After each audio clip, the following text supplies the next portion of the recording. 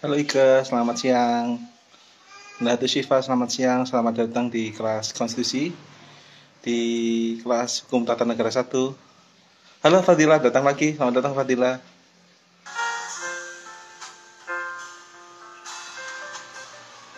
Oh iya, informasi untuk teman-teman. Eh, Silakan teman-teman bisa menyimak di LMS. Waalaikumsalam Pak Ika Fitria. Makasih Ika. Teman-teman silakan mengisi absensi di Learning Management System. Kemudian teman-teman silakan kalau menjawab diskusi. Untuk ketahui teman-teman semua, untuk pengisian absensi saya setting dari jam 6 pagi sampai jam 6 sore. Semua mata kuliah teman-teman. Dan itu teman-teman bisa absensi dari kapanpun, maksudnya dari pagi sampai sore jam 6. Selonggar teman-teman, andaikan teman-teman ada kegiatan lain atau mata kuliah lain, teman-teman bisa langsung mengisi waktu itu, ataupun paling aman adalah di waktu kosong dari jam 6 pagi itu, jam 6 sampai jam 7 itu tidak terlalu ramai di learning management system. Kalau jam setengah 8 itu sudah apa teman-teman, karena terlalu banyak masuk, jadi crowded, dalam sistemnya itu crowded, jadi mata kuliahnya agak tersendat kalau seumpama jam setengah 8. Kalau teman-teman juga seumpama lebih longgar, teman-teman bisa masuk di jam jam 4 sore gitu. Dan kemudian teman-teman bisa berdiskusi di kolom diskusi. Mohon maaf belum saya feedback untuk diskusinya. Saya masih fokus untuk di pengembangan IG Live ini untuk mata kuliah konstitusi dan juga hukum pemilu, hukum Pemda serta hukum pemerintah, serta logika dan penerapan hukum. Alhamdulillah teman-teman, siang hari ini kita melaksanakan mata kuliah konstitusi, yang mana di hukum tata negara itu erat sekali teman-teman dengan mata kuliah konstitusi, karena ada hubungan yang stat fundamental norm atau norma dasar. Stat fundamental norm itu adalah ground weight-nya, stat fundamentalnya itu adalah Pancasila, dan kemudian konstitusi itu atau constitution itu merupakan bagian dari hukum tata negara teman-teman. Jadi teman-teman di hukum tata negara harus mengetahui juga apa itu yang dimaksud dengan konstitusi itu. Konstitusi itu. Sambil menunggu teman-teman yang lain, teman-teman juga bisa mengisi absensi ataupun menjawab diskusi, ataupun bisa di pertemuan kita IG Live ini teman-teman kita bisa saling tanya jawab tentang mata kuliah konstitusi. Bagi yang pertanyaan saya kurang bisa menjawab, mungkin PR bagi saya. Baik, halo Mas Bagas, Mas Bagas Satariawits, selamat datang Mas Bagas. Muhammad Mirzan, Mas Mirzan, Siti, Tadia, Desi, Chandra Dewi, selamat bergabung di mata kuliah konstitusi. Selamat datang di siang hari ini. Selamat istirahat siang teman-teman, bisa makan siang bersama keluarga. Mega 7704, halo Mega, apa kabar? Assalamualaikum Mega. Teman-teman, kita nunggu teman-teman yang lain ya. Tunggu yang lain terlebih dahulu, kemudian kita memulai mata kuliah kita.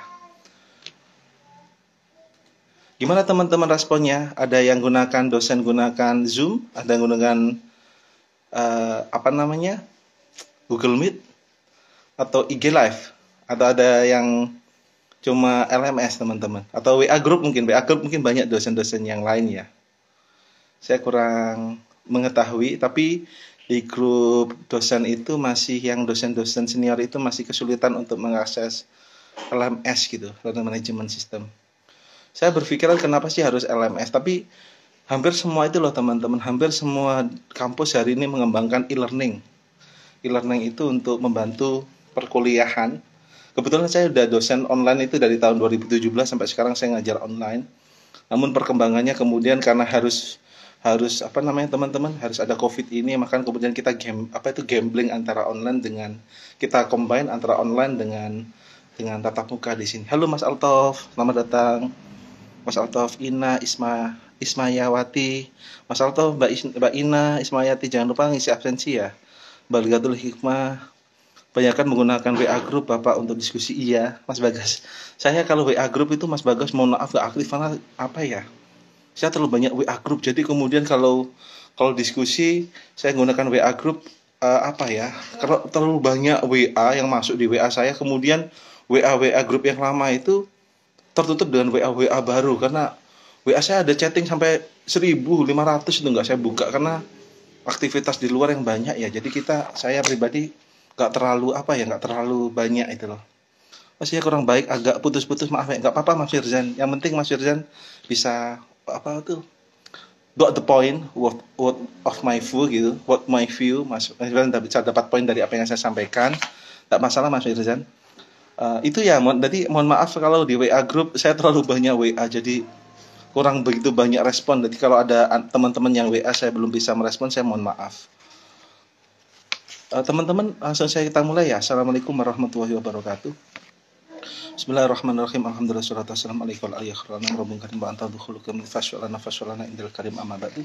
Rekan-rekan, saya materi untuk konstitusi ini pada siang hari ini saya menggunakan mata kuliah bukunya Prof. Widodo Eka Cahyana. Kebetulan beliau ini merupakan kumpulan materi dari Prof. Widodo, Mas Altaf, Prof. Widodo Eka Cahyana.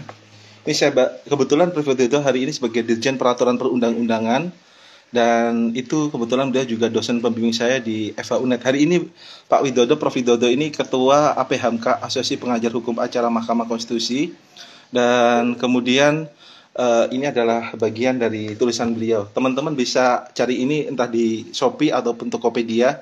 Kalau tidak ada, mungkin koordinator kelas bisa fotokopi ini di rumah saya. Saya ada mata kuliah yang buku yang teman-teman harus pelajari, harus teman-teman baca. Ada buku yang bagus, saya rasa ada buku dari Prof. Widodo, ada juga buku dari Pak Himawan, ada juga buku dari Prof. Susi, teman-teman. Sorry, bukan ini. Oh, ini. Ada juga buku konstitusi, teman-teman. Ini siapa ini? Pasal LMS punya saya masih error, Pak. Tolong hubungi fakultas ya. Kalau Satrani Hida, kalau Hida nanti kesulitan hubungi saya via WA, nanti saya masukkan absensinya via manual melalui admin saya. LMS ya selalu error terus Pak, bagaimana ya Pak penyelesaian? Muzayan gini, jadi errornya itu karena terlalu banyak make. Kalau terlalu banyak make, kemudian Mas Muzayan harus dari jam 6, kan kita hitungan kuliah mulai jam 7.30 kebanyakan sampai jam 3, jam 4. Maka Mas Muzayan cari yang waktu-waktu yang masih longgar, jam 6 pagi. Saya itu settingnya itu jadi jam pagi teman-teman sampai jam 6 sore. Kalau teman-teman mau absensi, kan saya tidak kaku-kaku amat. Maksudnya itu absensi itu di antara jam itu, dari jam 6 pagi sampai jam 6 sore. Mas Muzayan kalau kesulitan ngisi absensi, silakan Mas Muzayan ambil pagi jam 6, ataupun mau jam 6, dari jam 5 sampai jam 6 itu sepi. Dan kemudian antara jam itu, saya nggak maksa harus jam 12.30 Mas Muzayan. Kayak kalau sekarang saya cek itu LMS, saya cek hari ini bisa. Tapi berapa detik kemudian karena banyak akses error lagi. Karena website itu semakin banyak pakai itu semakin semakin error teman-teman, karena crowded. Oke, kembali pada materi konstitusi. Ada buku-buku menarik teman-teman, karya tulis tentang konstitusi yang teman-teman kayaknya wajib baca karena tulisannya menarik. Pertama saya menariknya ini dari Prof. Bagirmanan dan Prof. Susi Dwi Haryanti. Teman-teman bisa lihat Prof. Susi di IG atau di Facebook, tapi beliau jarang aktif di IG atau Facebook, aja di YouTube-nya. Itu bukunya ini menarik teman-teman tentang memahami konstitusi. Diskusi pertama saya ambil dari ini teman-teman, dari Prof. Susi ini, pemikiran dari Prof. Susi. Karena beliau Prof. Susi ini adalah guru besar di Unpad. Kebetulan beliau waktu itu mau mencalonkan sebagai guru besar hakim MK, tapi seleksinya kurang lolos MK. Tapi tulisan-tulisan beliau kebetulan beliau ada sekretaris Asosiasi Hukum Pengacara, APHMK, Asosiasi Pengajar Hukum Acara Mahkamah Konstitusi. Tulisan beliau bagus sekali. Prof. Susi sama Prof. Bagimana tulisan beliau bagus sekali. Prof. Bagimana teman-teman tahu adalah guru Unpad, yang mana beliau sebagai begawan atau gurunya hukum tata negara. Jadi teman-teman kalau mau ahli di hukum tata negara, ambil Pajajaran.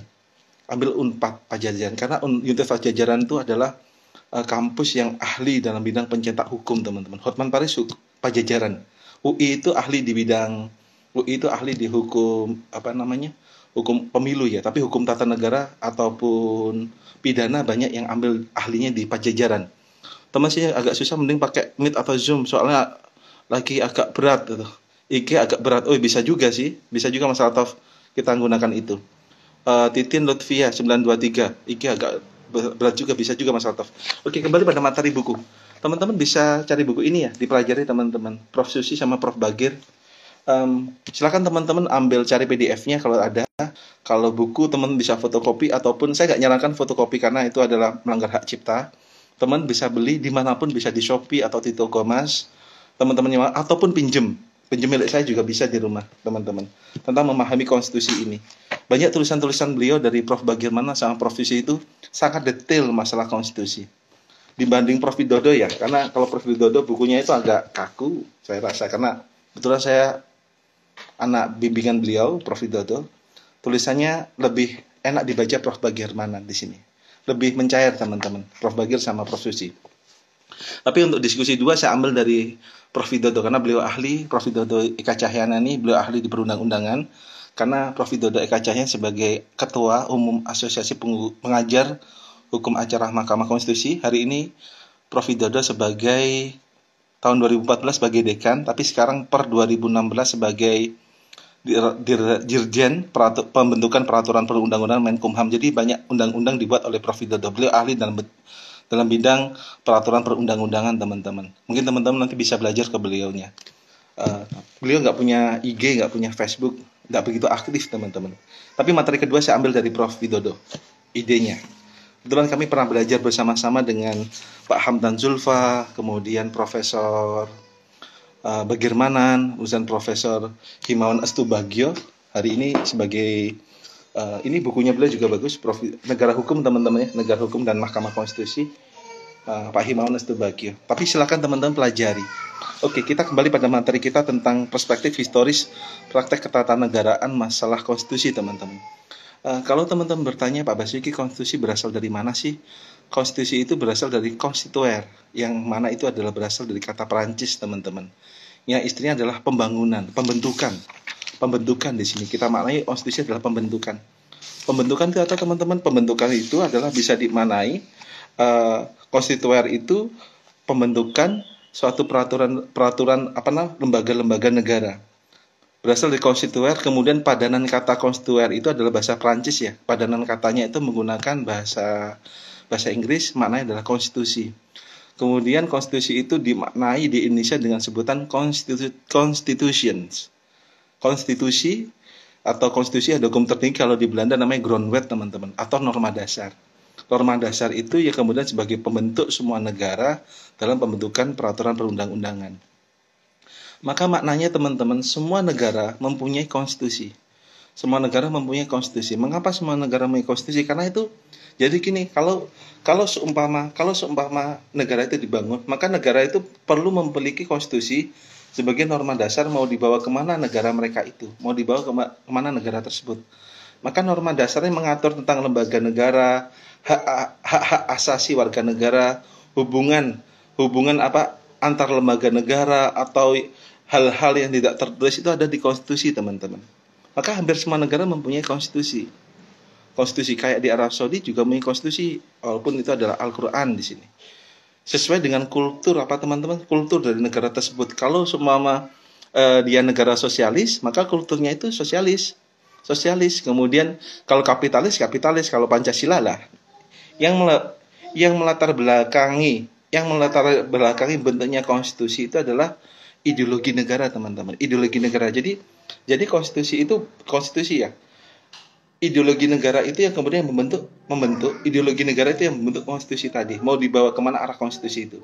Karena ideologi negara itu yang terbentuk dari sejarah, kemudian norma-norma yuridis dari ini teman-teman, dari ideologi.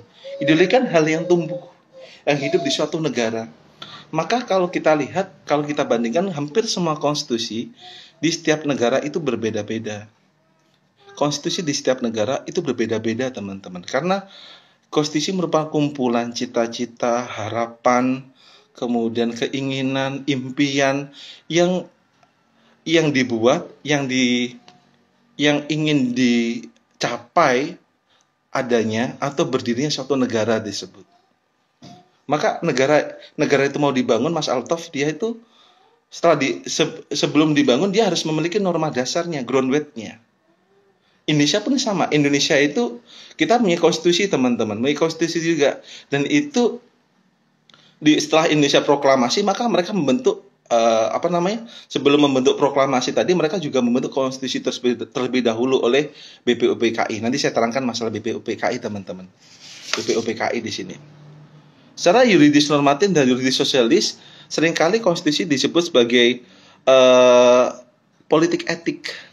Konstitusi itu sering, kalau kata dari Hans Kelsen sebagai bapak dari ilmu hukum juga menerangkan konstitusi itu sering dimaknai sebagai politik etik. Apa itu Mas Altoh politik etik itu? Politik etik itu yakni eh, suatu keinginan etika politik dalam suatu negara. Jadi undang-undang dasar itu termasuk juga produk politik. Iya. Undang-undang dasar produk politik, iya. Kemudian undang-undang juga produk politik, iya. Tapi itu kan konsepnya yakni para the founding fathers and the founding mothers membentuk suatu negara itu membuat konstitusi sebagai pedoman penyelenggaraan suatu negara, teman-teman. Walaupun politik etik kalau kita kan yang membuat undang-undang dasar itu adalah MPR. Tidak ada MPR di negara ini, ada cuma Indonesia. MPR itu teman-teman sebagai lembaga tertinggi negara. MPR sebagai lembaga tertinggi negara, sedangkan undang-undang itu adalah yang bentuk adalah DPR. Walaupun per 1999 setelah ada pembentukan perubahan Undang-Undang Dasar Negara Republik Indonesia tahun 1945, itu kemudian MPR kedudukannya itu disamakan dengan lembaga tinggi yang lain. Kedudukan sama dengan Presiden, sama dengan DPR, sama dengan MK, MA. Namun di sini penerjemahan dari konstitusi itu, teman-teman, yakni konstitusi itu sebagai politik etik yang dijalankan oleh MPR ini melalui putusan-putusannya, dan kemudian dijalankan juga oleh legislatif dan juga presiden dan juga badan yudikatif, ya, baik itu Mahkamah Agung dan Mahkamah Konstitusi. Maka baik eksekutif presiden dan menteri-menterinya, legislatif dan kemudian yudikatif MK dan MA itu menjalankan dari fungsi isi dari konstitusi itu, teman-teman. Karena konstitusi itu mengatur kewenangan antar lembaga negara. Konstitusi mengatur tentang itu, teman-teman. Hubungan antar lembaga negara gitu. Maka apakah konstitusi bisa berubah? Bisa, teman-teman. Karena kalau norma dasar itu berubah, kita adalah konstitusi itu sering dimaknai sebagai Staatsrecht atau Staatsrechtswetenschap atau undang-undang dasar. Konstitusi sebagai Staatsrechtswetenschap atau yang dimaknai itu dengan sebutan hukum tata negara. Maka hukum tata negara dan konstitusi itu sama. Kemudian ada yang disebut undang-undang dasar, ada yang nyebut itu Grundwet, ada yang nyebut itu Konstituer, ada yang nyebut itu adalah Verfassung, ada yang nyebut itu di Jerman nama Grundgesetz. Itu maknanya sama, konstitusi, Mas Alter. Maknanya konstitusi, norma dasar. Maka kemudian pertanyaan Pak Basuki, di manakah ideologi Pancasila? Jadi Pancasila itu sebagai bentuknya itu adalah lingkaran, di dalam lingkaran itu konstitusi. Ideologi, sosialis pun sama. Sosialis mungkin mereka punya lingkaran, paham sosialis itu peraturan konstitusi ada di dalamnya. Baik itu isinya politik, ekonomi, sosial, budaya, ada di situ semua. Ada di konstitusi. Apa negara mempunyai ideologi? Hampir semua negara mempunyai ideologi, teman-teman. Ideologi yang mereka emban. Baik itu sosialis, kapitalis, mungkin demokrasi, ataupun Islam. Indonesia apakah ikut sosialis, apa ikut kapitalis, Pak Basuki, atau Islam? Indonesia kapitalis masuk, sosialis masuk, kemudian Islam masuk, dengan bentuknya itu adalah Pancasila.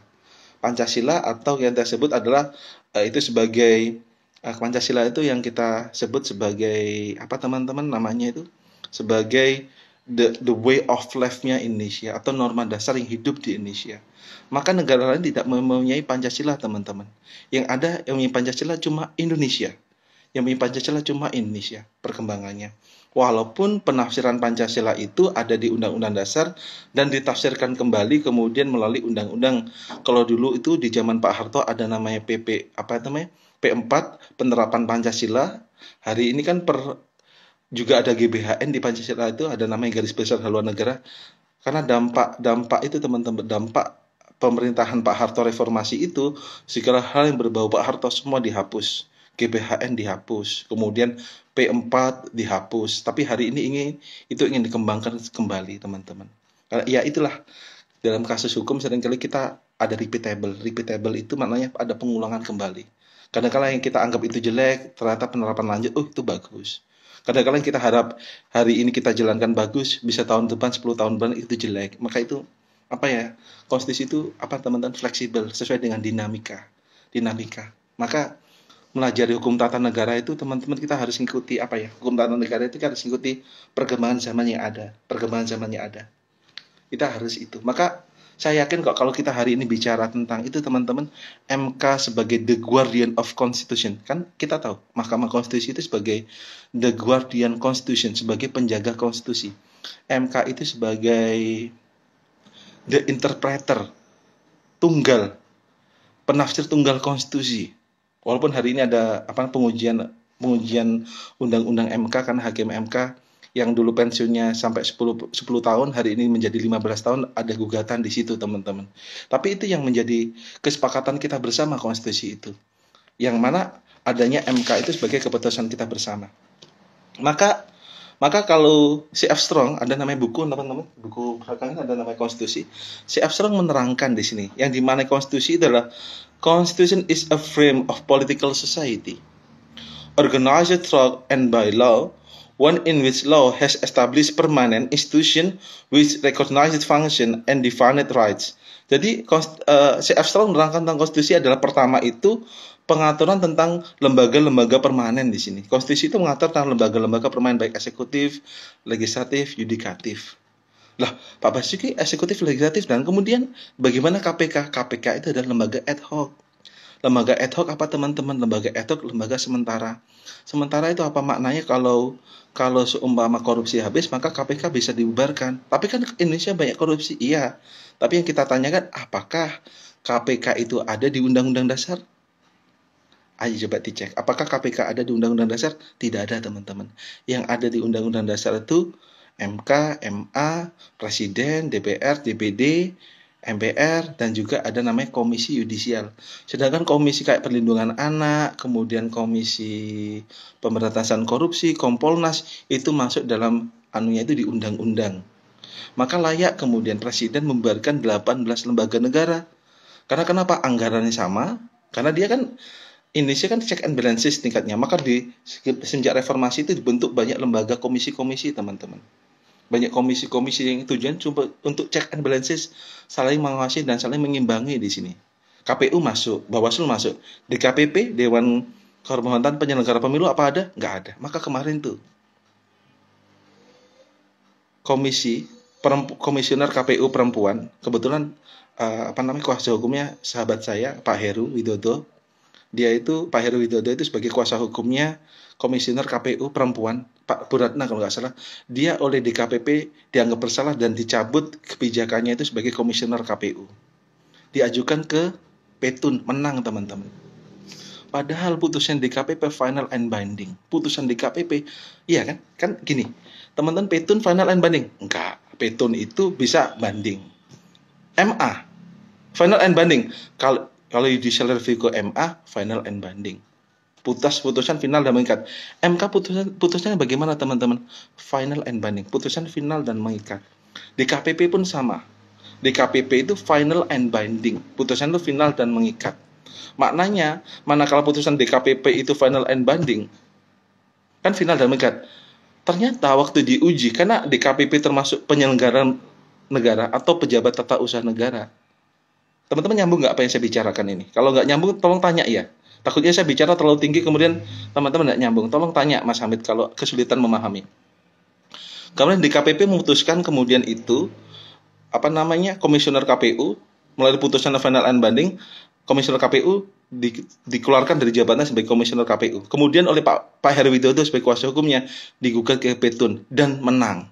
Kemudian Pak Presiden mencabut putusan tentang SK tentang pemberhentian komisioner KPU Buratna tadi, dan itu mengaktifkan kembali. DKPP tidak terima. Ayo coba. Saya mikir ini konstitusi kita tidak ada DKPP. Apakah di Undang-Undang Dasar ada yang namanya Dewan Kehormatan Penyelenggara Pemilu? Tidak ada.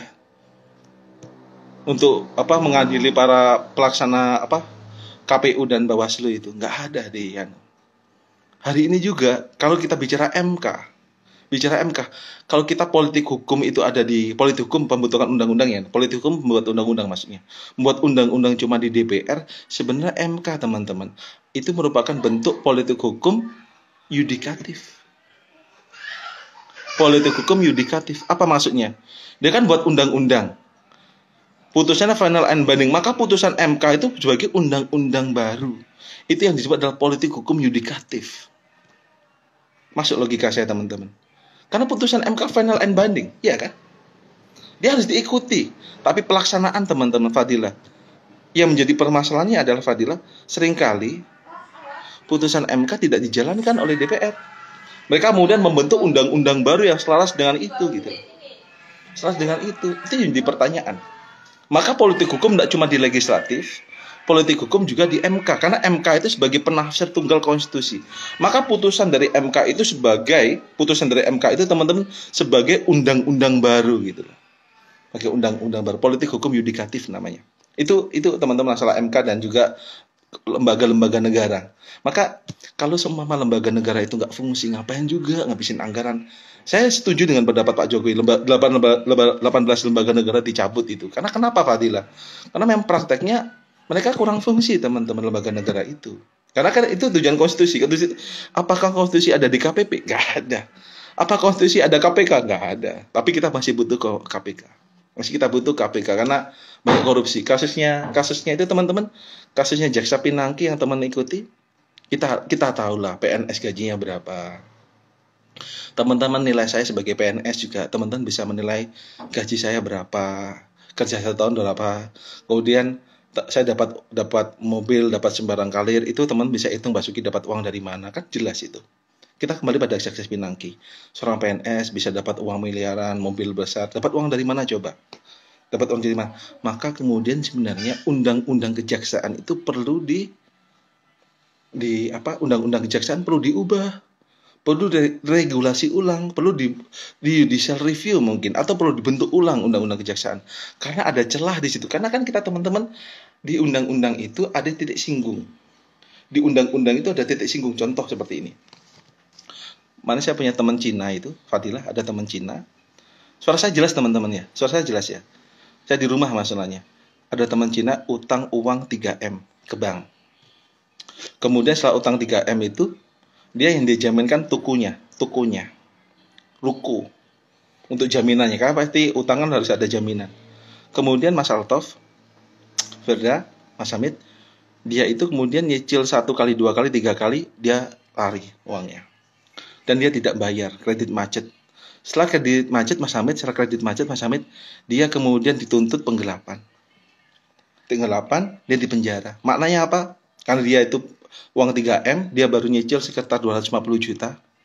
Dia tidak mau bayar lagi. Setelah itu setelah tidak bayar lagi Silviana, dia kemudian dipenjara. Dipenjara, hukuman dia itu adalah sekitar 1 tahun di penjara itu. Maka maknanya, dia kan utang piutang itu perdata. Maka mana kalau dia tidak bayar utang, kan pidana di situ ya. Pidana. Dia dipidana 1 tahun. Maka maknanya uang 3M itu teman-teman itu dianggap lunas. Tidak bayar dia. Padahal kenapa? Uangnya digelapkan. Yang rugi siapa? Pihak perbankan teman-teman. Karena ternyata rumah yang dia eksekusi, dia lelang, ternyata harganya tidak setinggi itu. Karena kan tanah itu dalam pihak perbankan tuh, tanah itu bisa kita naikkan teman-teman. Walaupun harganya itu 100 juta, bisa kita naikkan 700 juta, 800 juta. Pemain itu. Karena yang bilang ini teman-teman saya pihak perbankan. Tanah itu bisa dinaikkan Pak Basuki. Dan itu bisa dijaminkan ke bank. Ternyata yang tadi saya cerita teman saya Cina itu, dia keluar itu kan, kalau teman-teman tahu masalah atau pidana, orang itu setengah masa hukuman bisa mengajukan pembebasan bersyarat. Dia dihukum 1 tahun 12 bulan. Maknanya apa? 6 bulan, 7 bulan, 8 bulan dia bisa keluar dari penjara dan uangnya masih sisa berapa? 2M teman-teman. Itu titik singgung dari perdata dan pidana. Ada titik singgung teman-teman. Ada titik singgung. Nah, hukum pun punya titik singgung, punya celah di sini. Hukum punya celah, peraturan juga punya celah, teman-teman. Kenapa? Peraturan juga punya kelemahan juga.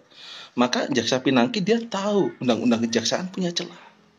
Nanti teman-teman, kalau teman-teman ya, ini saya sarankan teman-teman tidak takut harus bermimpi harus di MK. Teman-teman juga punya peluang sebagai jaksa, sebagai polisi, sebagai lapas itu. Walaupun teman-teman HTN, teman-teman bisa di manapun, di hakim bisa, di jaksa bisa, kemudian di polisi bisa, di panitera bisa, di bagian pengadilan juga bisa. Jangan takut bermimpi teman-teman. Karena hari ini mereka nggak lihat kamu prodi apa, yang lihat mereka gelar kamu teman-teman. Maka ini kembali pada kasus tadi, ada yang jaksa tadi itu ada titik singgung di sini, ada titik singgung. Harusnya undang-undang kejaksaan itu harus direformasi ulang atau diubah teman-teman. Kan ada celah. Kasusnya apa? Justin Pinangki bisa keluar negeri dengan mudah dan dia dapat uang seperti itu. Itu kewenangan lembaga negara, masalah adiaksa. Karena adiaksa itu, jaksa itu adalah pengacara negara. Pak Basuki bohong? Enggak, karena teman saya jaksa itu sebagai pengacara negara. Kalau Anda sebagai pengacara publik, mungkin Mas Altof, Mas Rianur, Mas Hamid, mungkin Arfadila, bisa sebagai pengacara masyarakat. Tapi jaksa itu Silviana sebagai pengacara negara. Maka kemudian yang melindungi negara adalah jaksa tadi itu. Tapi kemudian andaikan jaksa itu kasus Pinangki, harusnya dirubah undang-undangnya di situ. Itu teman-teman. Kemudian si Arsenal menerangkan tentang alat-alat kelengkapan negara ya. Kemudian kita bicara hak-hak tertentu, hak-hak. Ada namanya di konstitusi adalah hak konstitusional warga negara. Hak hidup, hak menikah, hak berpendapat itu merupakan hak konstitusional warga negara, teman-teman. You have right, yes, of course. And then you can make argue in constitutional court. Teman-teman bisa berpendapat di Mahkamah Konstitusi karena hak menyatakan pendapat merupakan bagian dari hak konstitusional warga negara di sini. Kemudian si Armstrong menambah seperti itu, teman-teman.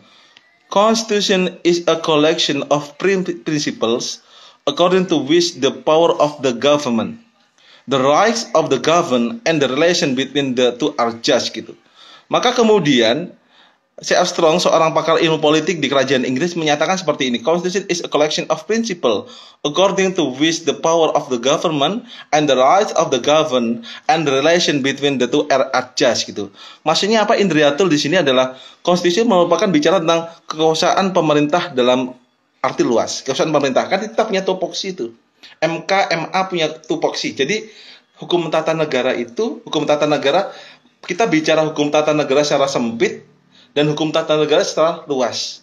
Kalau hukum tata negara secara sempit kita bicara tupoksi. Tapi manakala kita bicara hukum tata negara atau namanya verfasung tadi itu secara lebih luas, maka kita ada namanya konvensi atau kebiasaan ketatanegaraan tidak tertulis di situ.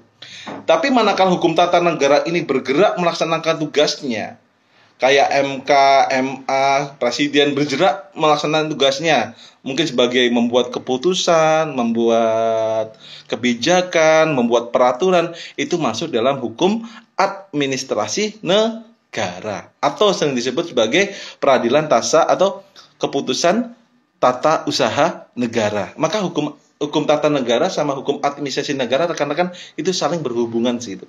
Kalau hukum tata negara bicara masalah negara diam, maka manakala bergerak teman-teman itu yang disebut adalah hukum administrasi negara di sini. Maka yang kalau kita HTN sama HAN saling terkait di sini. Lah hubungan konstitusi sama HTN apa Pak Basuki? Sama. Karena apa? Lembaga-lembaga negara itu ada di konstitusi kewenangannya. Oke, teman-teman kalau bertanya mungkin ada yang kurang jelas ataupun mungkin mau berbeda pendapat dengan saya, teman-teman bisa langsung masuk di video atau langsung bertanya ya, mungkin. Silakan. Kemudian kita bicara setelah kekuasaan dalam bentar luas, kita bicara hak-hak asasi yang diperintah. Yakni kalau kita bicara konstitusi, kita bicara hak konstitusional warga negara. Negara punya hak di situ. Hal itu yang diatur oleh konstitusi. Maka kalau kita bicara kemarin RSBI kan saya kemarin itu di tahun 2010 saya sebagai wali kelas rintisan sekolah bertaraf internasional teman-teman. RSBI di SMA Kota Kediri itu. Saya wali kelas, saya guru di bahasa Inggris di sana. Yang mana konsepnya anak-anak RSBI itu, Undang-Undang Pendidikan Tinggi itu, anak-anak RSBI itu dia mempunyai fasilitas khusus, ada kamar ada AC, ada kursi, ada TV, sebenarnya lengkap di situ. Makan juga catering, Dan dia bayar mahal di situ. Oke, Rina bisa tanya masalah jaksa, bebas Rina. Yang berhubungan dengan materi, Rina silakan bertanya. Tulis aja Rina atau nyambung ke apa? Percakapan Rina, monggo. Saya sambil Rina nulis, saya jelaskan masalah itu tadi ya, masalah RSBI ya. RSBI kan prakteknya teman-teman orang-orang anak-anak yang nggak punya merasa gini, kok ada diskriminasi ya antara orang antara orang miskin dan orang kaya ya gitu ya. Maka kemudian undang-undang RSBI masalah pendidikan tadi itu diajukan di MK dan kemudian dibatalkan oleh MK. Gara-gara tadi teman-teman, sekolah-sekolah itu yang membangun RSBI, putusan MK melarang adanya RSBI karena itu adalah diskriminasi. Diskriminasi itu maknanya apa? Ada kesenjangan antara yang kaya dan miskin.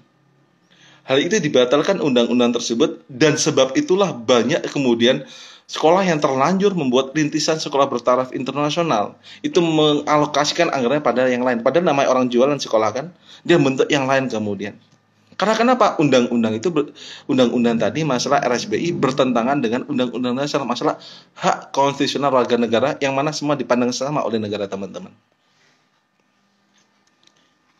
Itu masalah konstitusi. Maka the guardian of konstitusi itu adalah atau MK sebagai penjaga konstitusi atau pengawal konstitusi, dia bisa menafsirkan hak-hak konstitusional warga negara. Hak konstitusional itu hak hidup, hak merasakan pendidikan yang sama, hak beribadah yang sama seperti itu.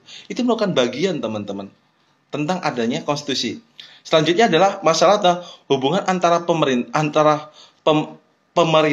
dengan yang diperintah, antara pemerintah yang diperintah itu yakni antara eksekutif, legislatif, yudikatif dengan rakyat di sini. Itu diatur oleh konstitusi. Maka kemudian kelemahan dari adanya undang-undang MK itu MK cuma menguji secara material apabila undang-undang bertentangan dengan undang-undang dasar.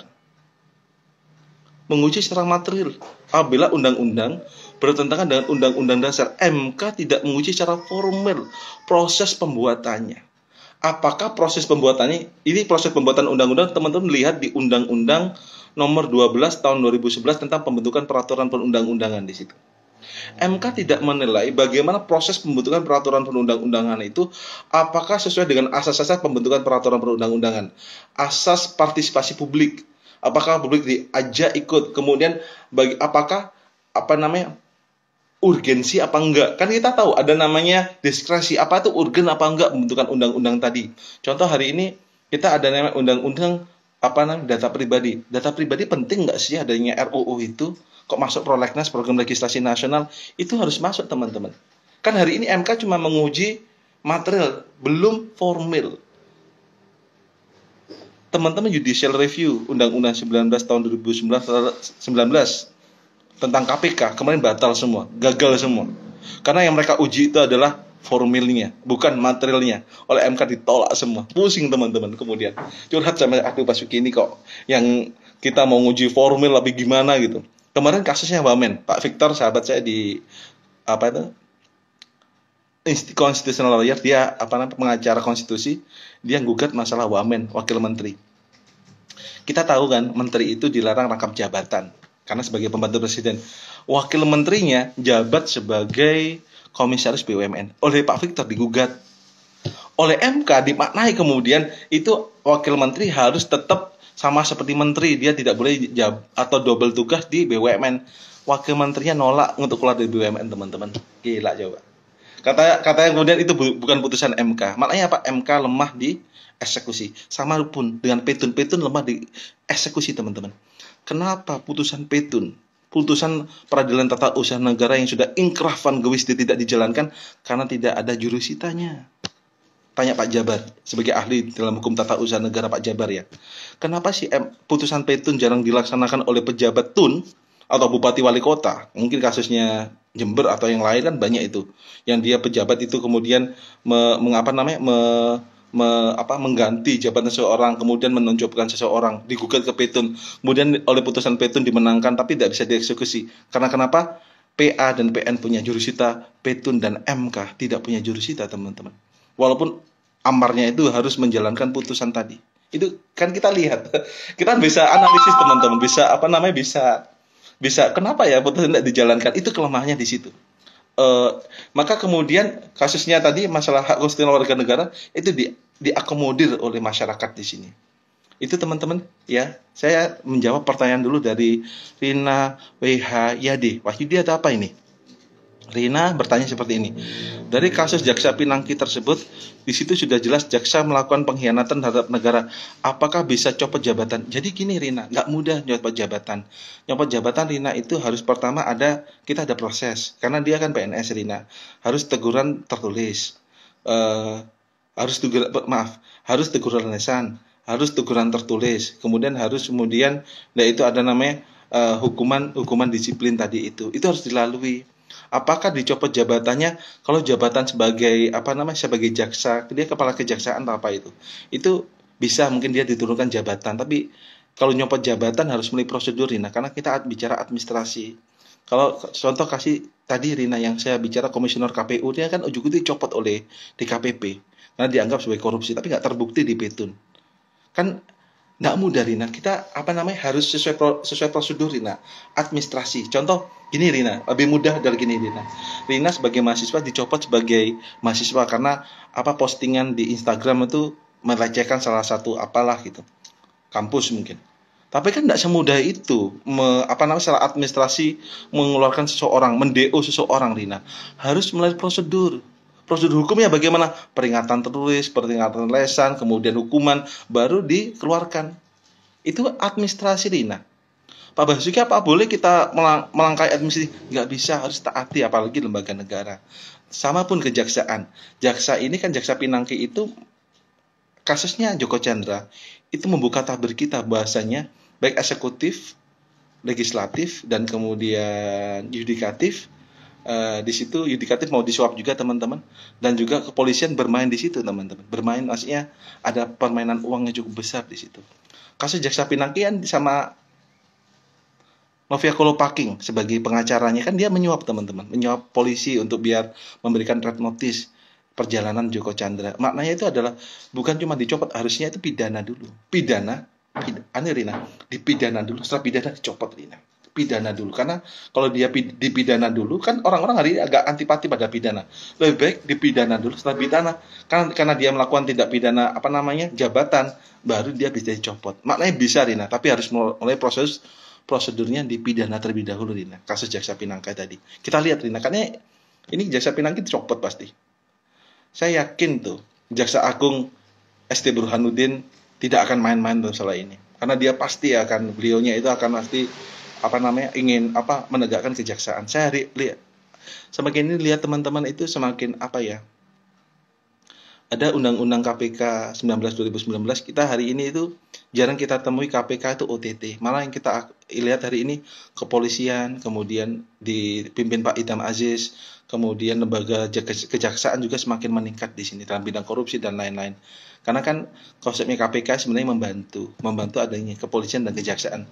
Gara-gara KPK dan gara-gara kepolisian dan kejaksaan ternyata mereka melaksanakan korupsi dalam diri tubuh mereka sendiri, maka muncul KPK. Tapi hari ini kayaknya semenjak ada reformasi Undang-Undang KPK tadi itu, hari ini mulai dimaksimalkan fungsi dari kepolisian dan juga kejaksaan. Maka kasus Jaksa Pinangki Rina, saya yakin juga Jaksa Agung tidak akan bermain-main juga Rina, karena dia bicara nama baik dan juga institusi kejaksaan.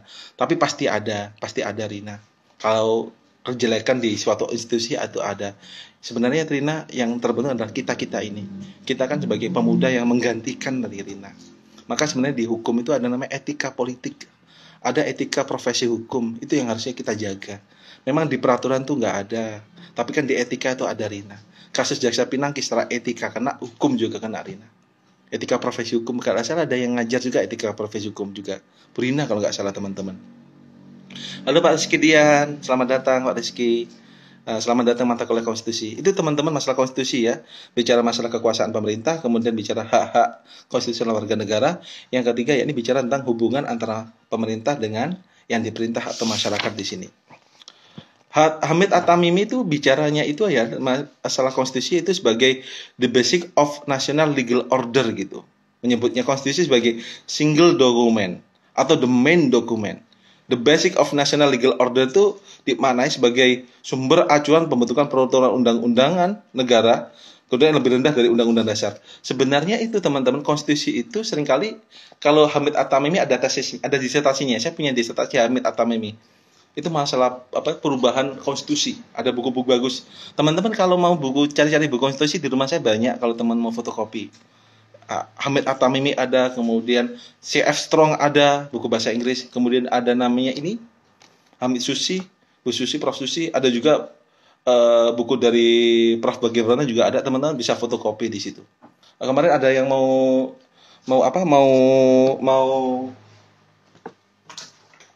kemarin teman-teman mau ada yang ujian skripsi, saya suruh baca buku ini. Pengujian peraturan perundang-undangan, karena dia mau nguji masalah membentukan peraturan perundang-undangan Indonesia. Saya suruh baca disertasi ini. Ini disertasi teman-teman. Ini pun disertasi juga. Itu jadi kalau teman-teman yang mungkin berkeinginan untuk mendalami hukum konstitusi, teman-teman harus banyak baca, banyak diskusi. Karena saya yakin cukup menarik teman-teman. Kamu bisa fotokopi. Oke, kembali pada materi. Maka sebenarnya konstitusi itu sebagai the basic document, sebagai the legal basic document adanya suatu negara. Karena peraturan-peraturan di bawah Undang-Undang Dasar dia akan berhubungan atau mengikuti apa yang dikatakan oleh Undang-Undang Dasar, teman-teman. Maka dia tidak konstitusi tidak rigid gitu. Karena peraturan perundang-undangan di bawah harus mengikuti konstitusi ini sebagai the basic atau legal order, atau sebagai hukum dasar adanya suatu peraturan perundang-undang. Itu adalah konstitusi, teman-teman. Oke, saya jawab pertanyaan dulu ya dari Nurhaliza Lizard _22. Izin bertanya Bapak, apakah konstitusi ini merupakan kontrak sosial antara masyarakat dan negara? Betul. Kalau di Nurhaliza, kalau kita bicara logika dan penerapan hukum itu ada namanya hukum alam. Hukum alam itu dibagi menjadi 5. Pertama itu adalah hubungan manusia dengan alam. Ketiga itu adalah etika dan moral.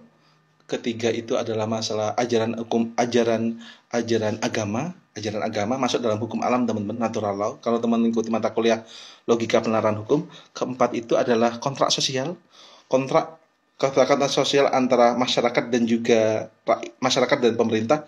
Kelima itu adalah logika, human reason, logika manusia. Itu adalah hukum alam. Kalau pertanyaan dari Nurhaliza ini, dari Nurhaliza, dari ini 5 ini ya, dari hukum alam, 5 bagian hukum alam. Dia masuk kemudian, karena mereka ada bagian ini, masuk kemudian pada positivisme hukum positif. Setelah ada positivisme hukum ini, Nurhaliza masuk tuh apa yang dinamakan dengan konstitusi. Maka sebenarnya konstitusi itu juga berasal dari kontrak sosial, Nurhaliza. Oke, saya ulangi lagi ya teman-teman. Ini mata kuliah logika dan penerapan hukum. Logika penerapan hukum itu adanya logika penerapan hukum pertama itu adalah hukum alam atau natural law atau hukum kodrati, yang mana di semua dunia, semua negara mereka menyepakati adanya hukum alam, kebenaran universal itu. Bukan hukum rimba, bukan hukum rimba, tapi hukum alam, kesempatan dari seluruh dunia. Bahwasanya ada kebenaran dan ada kejelekan. Pertama adalah masalah hubungan manusia dengan alam. Maka kalau dia memotong suatu pohon nanti ada banjir. Itu kan semua negara sepakat di situ. Maka nggak boleh. Kedua yakni adalah masalah etika dan moral.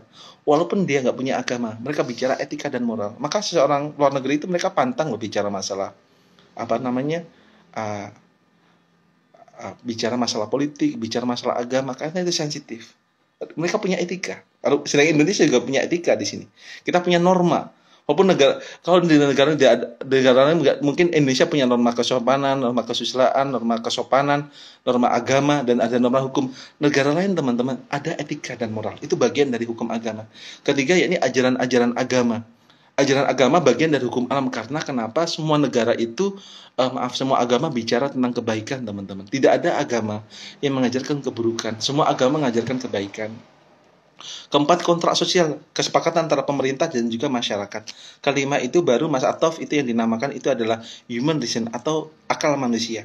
Setelah adanya ini, teman-teman, muncul kemudian positivisme hukum positif. Setelah ada positivisme hukum, muncul itu yang disebut adalah konstitusi. Konstitusi adalah bagian dari kontrak sosial, kesepakatan antara penguasa atau pemerintah dengan masyarakat di sini. Itu Nurhaliza ya. Ini urusan Mida_06. Izin bertanya Pak, menurut Bapak hukum di Indonesia lemahnya di mana dan apa yang diperbaiki pada hukum di Indonesia? Makasih Mida. Kalau menurut saya Mida bisa analisis sendiri kok pada dasarnya. Mida sebenarnya kita itu lemah di law enforcement, penegakan hukum Mida.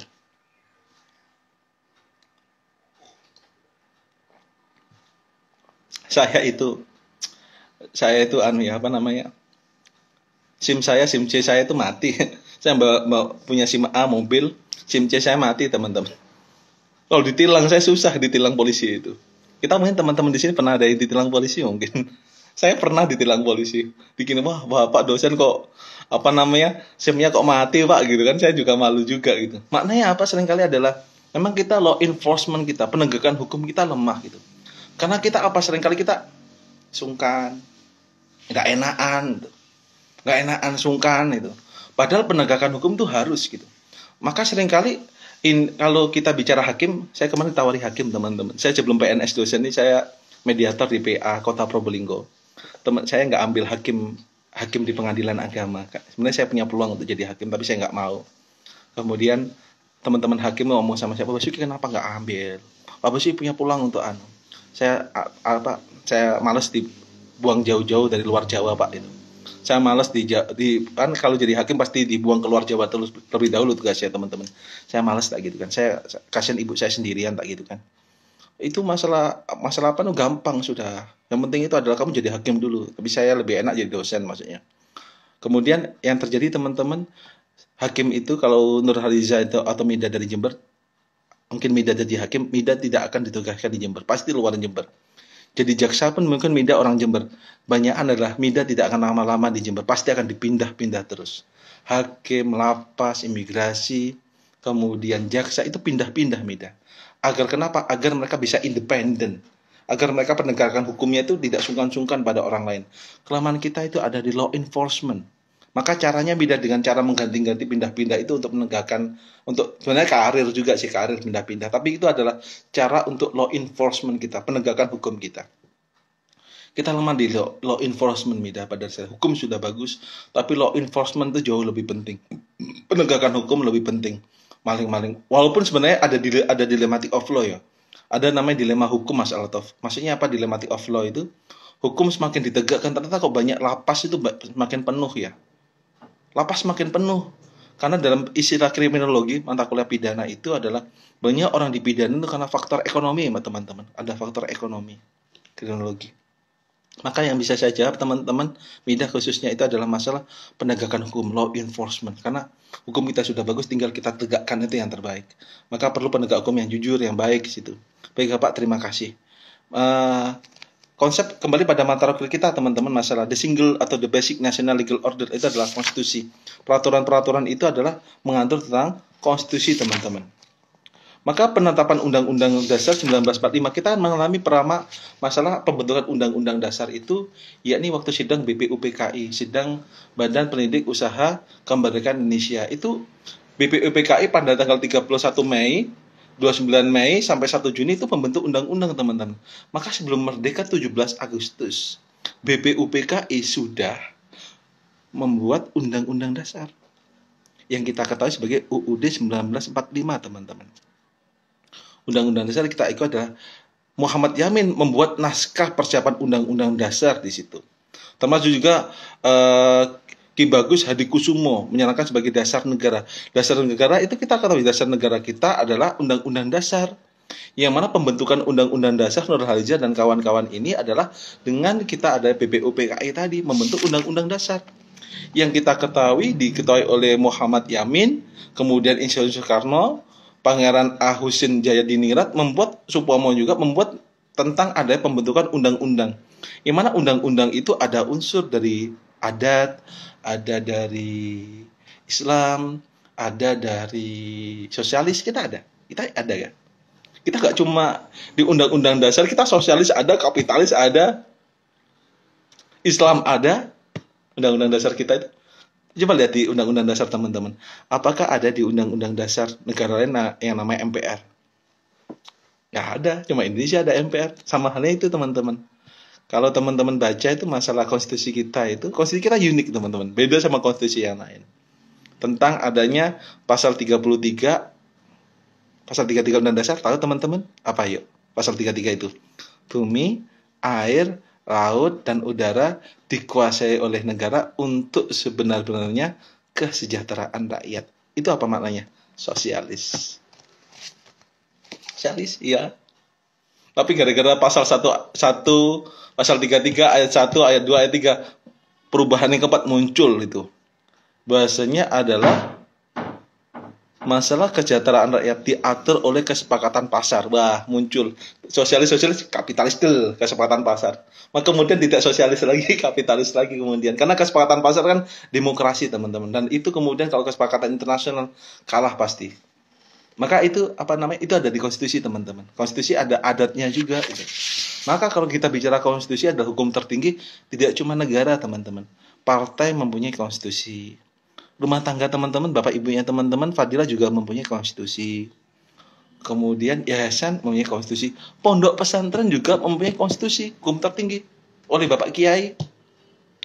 Maka konstitusi itu adalah makna dari hukum yang tertinggi. Walaupun penerapannya itu hampir semua organisasi, teman-teman, mempunyai konstitusi masing-masing. Semua negara mempunyai konstitusi masing-masing di sini. Tidak cuma partai, tidak cuma negara. Kalau semua negara mempunyai konstitusi, setiap organisasi, baik itu yayasan, pondok pesantren, partai politik, mereka juga mempunyai konstitusi, teman-teman, sebagai hukum yang tertinggi. Oke, paham teman-teman yang bisa saya jelaskan sini? Maka di Undang-Undang Dasar itu, di naskah undang-undang itu bicara tentang wilayah. Waktu pembentukan BPUPKI membentuk Undang-Undang Dasar 1945, teman-teman, bicara tentang wilayah. Apa yang disebut adalah wilayah? Wilayah Indonesia adalah dari Sabang sampai Merauke. Waktu itu kan kita masih dijajah Belanda, teman-teman. Maka kemudian waktu itu penjelasan konstitusi itu adalah segala hal dari Hindia Belanda itu adalah milik warga negara Indonesia. Termasuk Filipina, Melayu, kemudian wilayah Papua Barat, termasuk Timur Portugis itu adalah bagian dari Hindia Belanda, dan itu oleh Undang-Undang Dasar diakui sebagai wilayah negara Indonesia waktu itu. Itu belum merdeka. Itu sudah dirancang, teman-teman. Iya loh, sudah dirancang loh, teman-teman, itu. Sudah dirancang sebagai bentuk adanya wilayah negara Indonesia di sini. Setelah itu teman-teman bicara masalah wilayah Indonesia, ternyata setelah Indonesia merdeka menguasai Papua Barat, ya kan? Papua Barat, Timur, Filipina nggak masuk. Kemudian ZEE, kita bicara zona ekonomi eksklusif, kan itu adalah negara kesatuan Republik Indonesia, teman-teman. Setelah itu kita juga bicara tentang Maluku, itu bagian dari negara. Kemudian tentang warga negara, kita kan tahu warga negara itu di Undang-Undang Dasar, teman-teman, warga negara itu ada juga pribumi mungkin dari Jawa, ada lagi mungkin dari Chinese, dari India, atau dari warga negara Eropa yang berdomisili di Indonesia, itu termasuk warga negara. Maka kemudian di konstitusi diterangkan bahasanya yang menjadi presiden itu adalah warga negara Indonesia asli, tidak boleh keturunan. Contoh mungkin Nurhaliza nikah sama orang Chinese atau sama orang bule gitu, anaknya Nurhaliza susah tuh jadi presiden, karena yang jadi presiden harus warga negara Indonesia asli, bukan keturunan, warga negara Indonesia asli, dan juga adalah beragama Islam. Coba di Undang-Undang Dasar harus beragama Islam nggak? Kayaknya beragama Islam. Apakah ada presiden beragama lain? Nggak ada, cuma beragama Islam. Iya, teman-teman, coba saya dikoreksi dong. Apakah ada wakil presiden itu atau presiden itu warga negara lain? Apa itu agama lain? Agama mungkin di luar Islam. Berislam semua. Kebanyakan kemudian presiden kita juga orang Jawa. Biar nggak orang Jawa, teman-teman, banyakan itu. Walaupun maknanya apa? Itu adalah konvensi. Walaupun di konstitusi nggak tertulis, tapi adalah praktiknya di konvensi itu ada, teman-teman. Kebiasaan jadi yang jadi presiden adalah orang Jawa. Teman-teman, kita lanjut lagi ya. Saya belum selesai ini masalah konstitusi. Ini waktu saya kurang 11 detik lagi, 9 detik. Teman-teman nanti nyambung lagi ke IG saya, tentang IG live saya, teman-teman. Silakan.